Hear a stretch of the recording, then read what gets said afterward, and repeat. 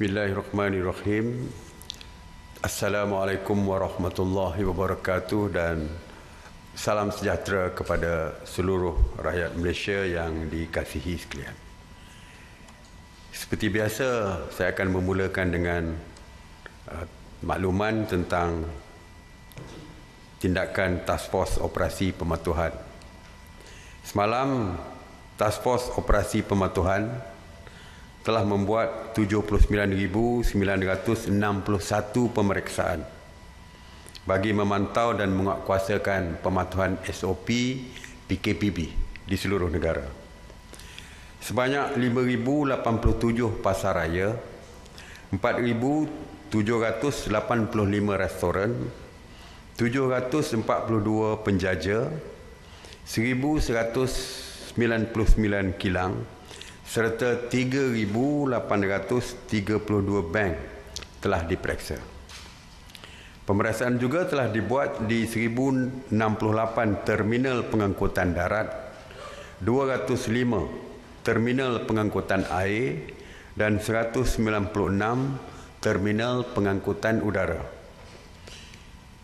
Pasukan Task Force juga telah memeriksa sebanyak 33,257 buah kenderaan persendirian, 2,252 kenderaan awam dan 255 wesel.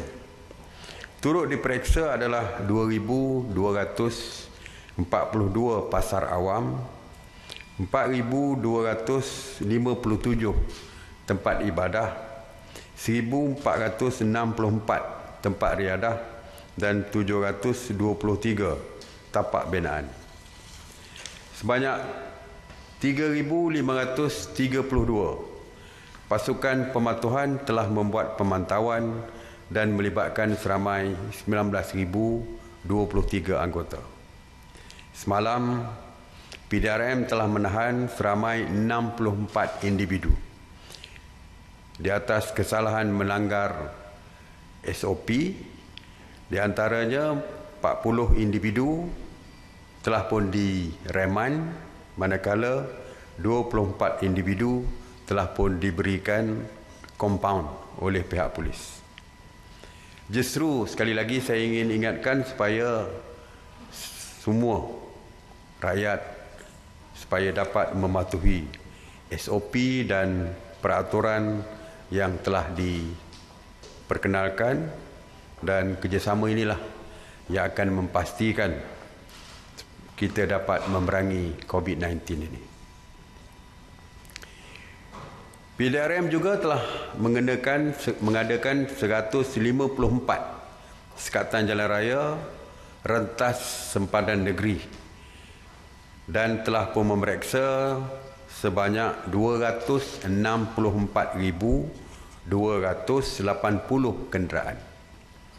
Semalam juga, sebanyak 2,539 kenderaan yang cuba merentas negeri atas alasan mahu pulang ke kampung telah diarah berpatah balik oleh PDRM. Negeri yang mencatat cubaan rentas negeri tertinggi, ini macam pertandingan adalah Melaka sebanyak 886, Perak 362 dan Pulau Pinang 284. Maknanya setiap hari saya mengulangi supaya jangan membuat rentas negeri, dan semalam mungkin apabila saya umumkan tiada lagi kebenaran rentas negeri, mungkin ramai yang ingin mengambil kesempatan untuk rentas negeri. Supaya mungkin mereka takut hari ini ada sekatan dan sebagainya. Jadi semalam mungkin mereka mengambil kesempatan. Jadi itu yang menyebabkan ramai lagi yang cuba merentas negeri.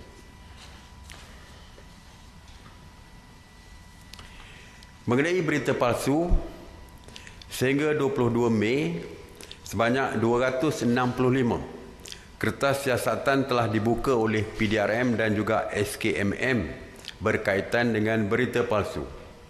Daripada jumlah tersebut, sebanyak 378 masih dalam siasatan, manakala 30 kes telah didakwa di mahkamah dan 11 diberikan notis amaran dan 18 telah mengaku bersalah.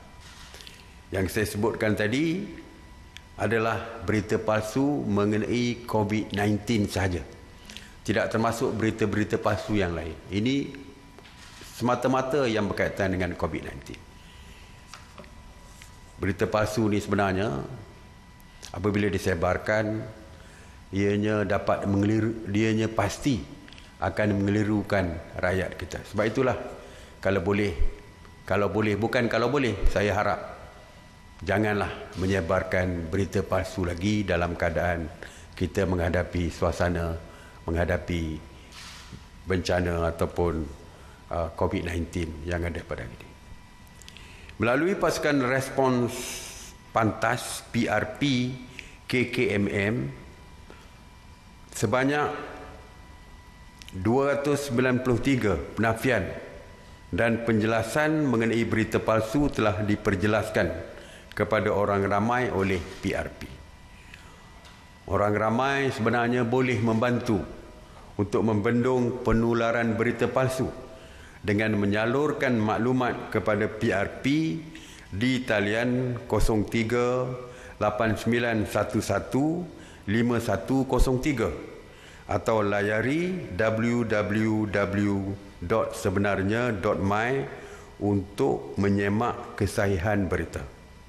Pihak PDRM pastinya akan mengambil tindakan tegas kepada mereka yang menyebarkan berita palsu. Tetapi kalau menyebarkan berita sebenar, kita galakkan. Kerana ini boleh membantu pihak polis untuk mengambil tindakan. Ada beberapa berita yang saya pernah sebutkan, diviralkan tentang kesesakan berlaku di sesuatu kawasan, disebarkan dan berita itu dapat kepada pihak polis terus menghantar anggota mereka untuk mengawal keadaan kesesakan yang berlaku di situ. Ada satu restoran didapati terlalu ramai orang, disebarkan berita tersebut dan akhirnya pihak polis mengambil tindakan dan menutup restoran tersebut. Jadi kalau menyebar berita sebenar, ianya boleh membantu pihak polis untuk melaksanakan tugas mereka. Tetapi jangan sekali-kali menyebar berita palsu, kerana bukan saja mereka yang membuat berita palsu, tetapi yang berkongsi berita palsu juga akan diambil tindakan oleh pihak polis. Jadi semak dululah kesahihan berita tersebut sebelum disebarkan.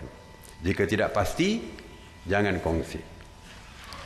Mengenai ops sanitasi awam di bawah kawal selia KPKT, sejak 30 Mac telah melakukan 6,951 operasi sanitasi yang merangkumi 174 zon, termasuk di 78 zon kuning dan zon merah. Sebanyak 10,576 premis kerajaan, premis perniagaan dan kawasan awam telah disanitasi. Semalam sahaja sebanyak 93 operasi sanitasi yang meliputi 36 zon merah dan kuning di 13 buah negeri, termasuk 18 operasi di Johor, 17 operasi di Sabah, 15 operasi di Sarawak dan 11 operasi di Pahang. Manakala mengenai pengurusan pusat kuarantin, sehingga jam 8 pagi 22 Mei, sebanyak 268 pusat kuarantin telah beroperasi berbanding dengan 263 pada hari sebelumnya, yang mana 17,174 individu sedang menjalani proses kuarantin wajib. Semalam, seramai 913 rakyat Malaysia telah pulang ke tanah air dan menjalani kuarantin wajib. Sejak 3 April 2020, seramai 39,481 rakyat Malaysia yang pulang ke tanah air telah pun di kuarantin wajib. Dan sehingga hari ini, seramai 30,976 individu telah selesai menjalani tempoh kuarantin wajib dan dibenarkan pulang. Ada yang bertanya mengenai mereka rakyat kita yang di luar negara yang ingin pulang ke Malaysia yang terpaksa melaporkan kepada kedutaan kita di luar negara. Ada yang mengatakan tempatnya mungkin agak jauh kalau nak pergi ke kedutaan tersebut. Sebenarnya pihak kedutaan menyediakan boleh mengisi borang secara online. Ya, mengisi borang untuk pulang dan juga untuk mengisi borang aku janji untuk pembayaran hotel yang dikenakan separuh tersebut boleh juga dilaksanakan melalui online.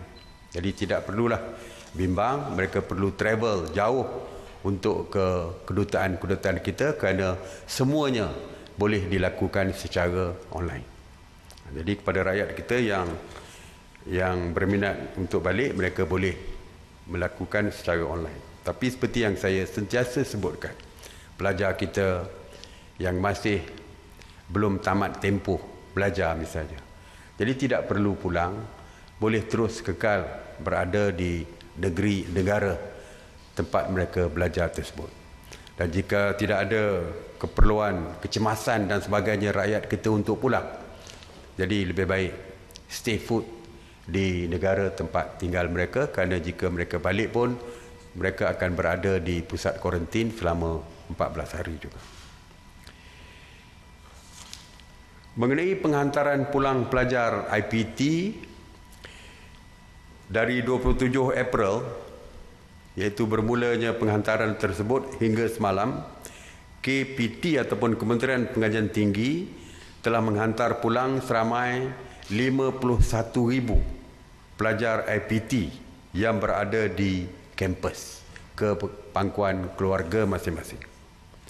Semalam, KPT telah menghantar pulang seramai 894 pelajar yang melibatkan 2 penerbangan dari Kuala Lumpur ke Kuching dan 2 penerbangan dari Kuching ke Kota Kinabalu. Proses penghantaran pulang pelajar ke kampus terhenti untuk sambutan Hari Raya ni dan akan bersambung semula pada 28 Mei 2020.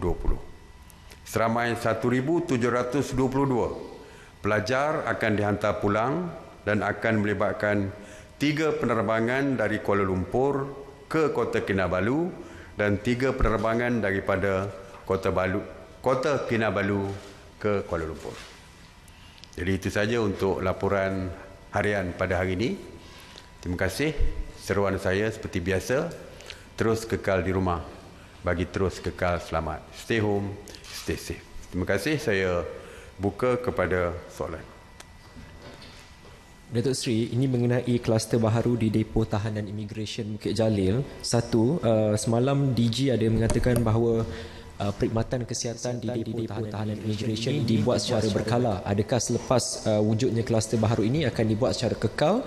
Kedua, bagaimana pula dengan Depo Tahanan Imigresen yang lain? Adakah langkah proaktif akan diambil dengan mengambil sampel-sampel parti yang ditahan di depo berkenaan? Terima kasih. Kes yang melibatkan depo di Pudu, di Bukit Jalil, di Bukit Jalil. Kes itu melibatkan parti yang ditangkap sebelum PKP, ya.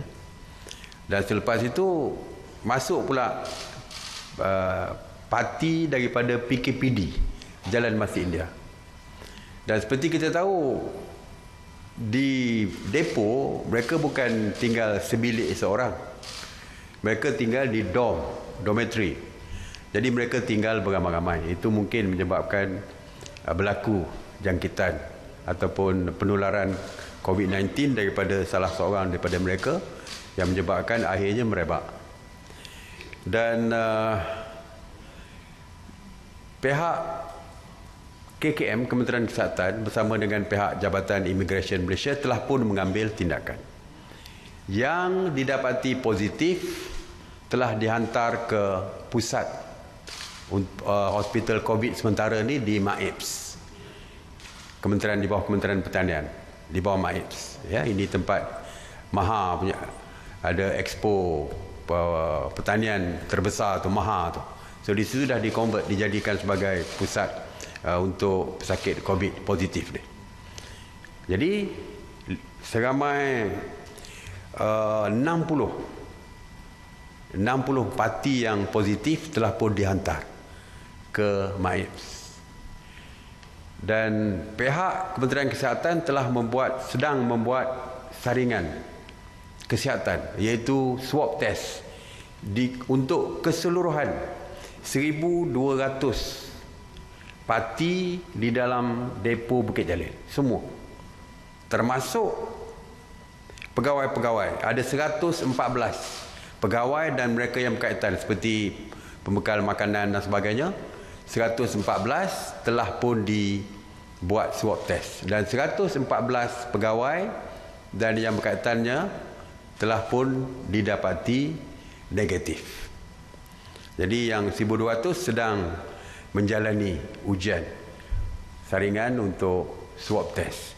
Manakala di Semenyih, di depo Semenyih juga swab test sedang dilakukan terhadap 1,600 parti yang berada di pusat Semenyih. Jadi selepas ini pegawai-pegawai, untuk menjaga keselamatan pegawai-pegawai dan mereka yang bertugas di dalam depo-depo ini, yang bila ada saja kes positif, mereka akan memakai pakaian pelindungan diri ataupun PPE sepenuhnya.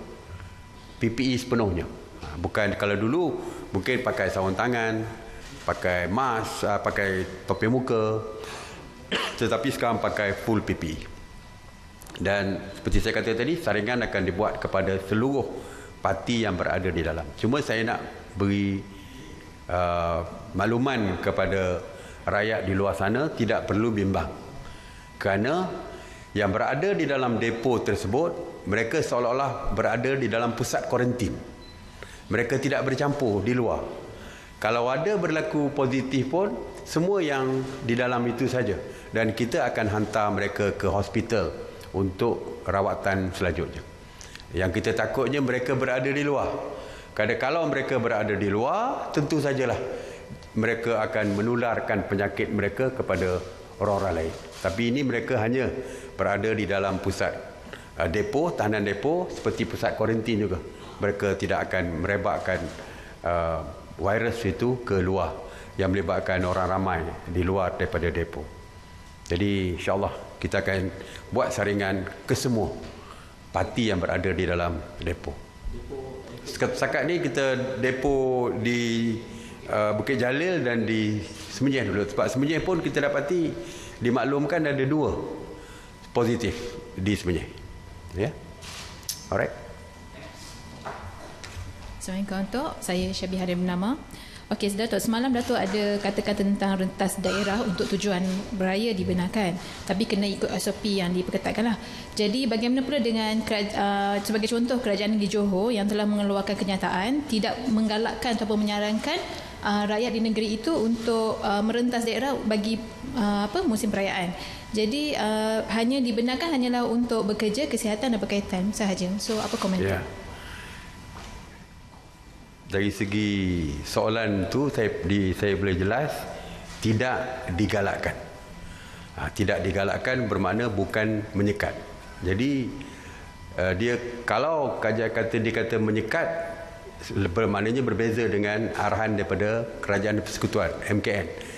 Kita pun kalau kita dengar hari-hari pun, setiap hari pun, Ketua Pengarah Kesihatan pun mengatakan walaupun ada kebenaran tetapi tidak digalakkan.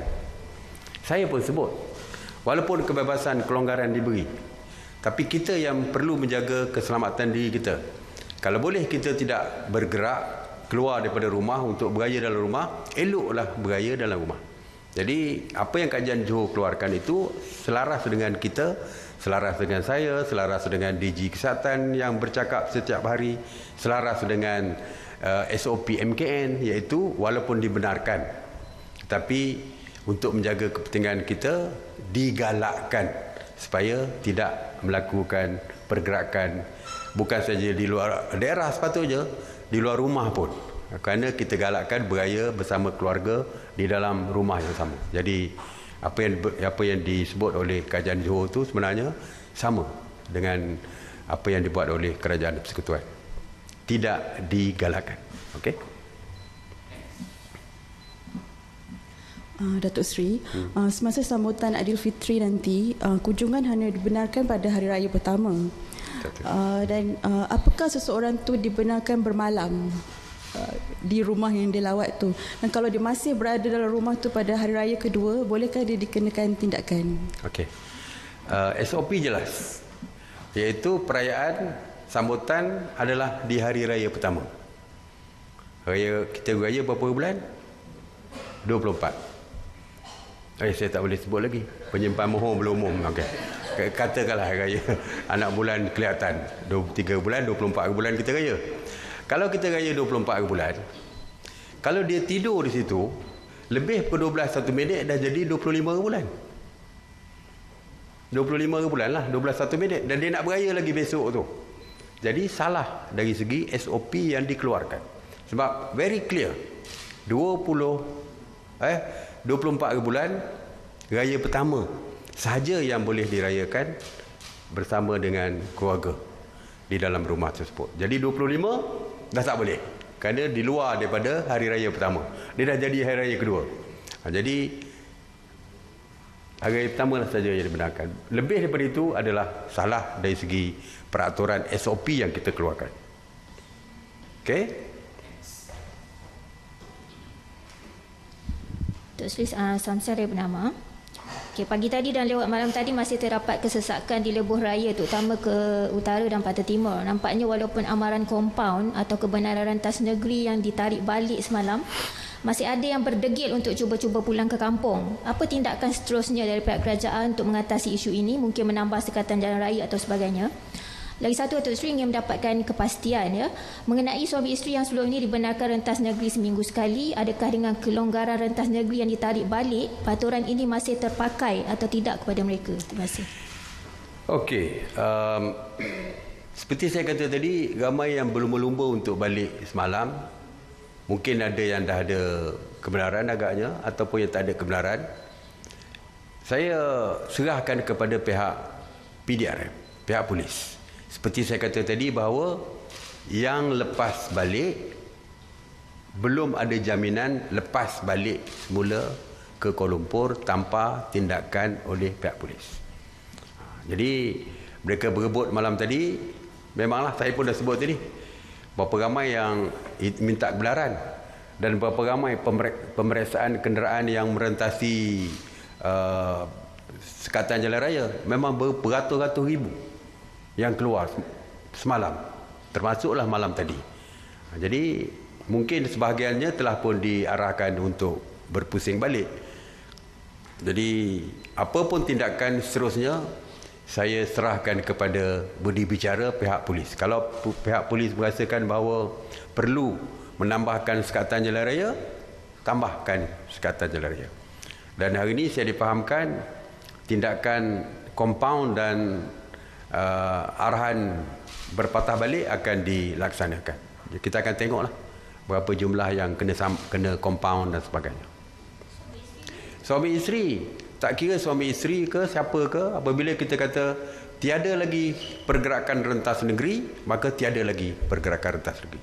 Sesiapa saja tertakluk kepada peraturan yang saya umumkan semalam, iaitu tiada lagi pergerakan rentas negeri. Okey? Okay, Assalamualaikum Datuk Seri, saya Hafiz daripada Bernama. Semalam tular di media sosial, seorang wanita mendakwa berjaya merentas negeri menggunakan kabel pihak atasan polis. Wanita berkenaan dengan bangganya berkongsi perkara itu di media sosial berserta bukti bergambar. Adakah pihak berkuasa aware dan menyiasat perkara berkenaan? Sekian, terima kasih Datuk Seri. Dengan soalan ni you tahu aware lah maknanya. Lepas ni bila ada soalan ni, kalau tak aware pun sebelum ni, aware dengan soalan ini. Jadi seperti yang lepas, apabila satu keluarga tu buat selfie gambar yang dia kata dia telah membohongi polis untuk bergerak keluar ke Kuala Lumpur. Jadi perkara yang sama mungkinlah. Ini isunya hampir sama. Jadi saya serahkan kepada pihak polis untuk tindakan seterusnya. Alright? Ada lagi? Alright, kalau tidak ada, terima kasih. Assalamualaikum warahmatullahi wabarakatuh.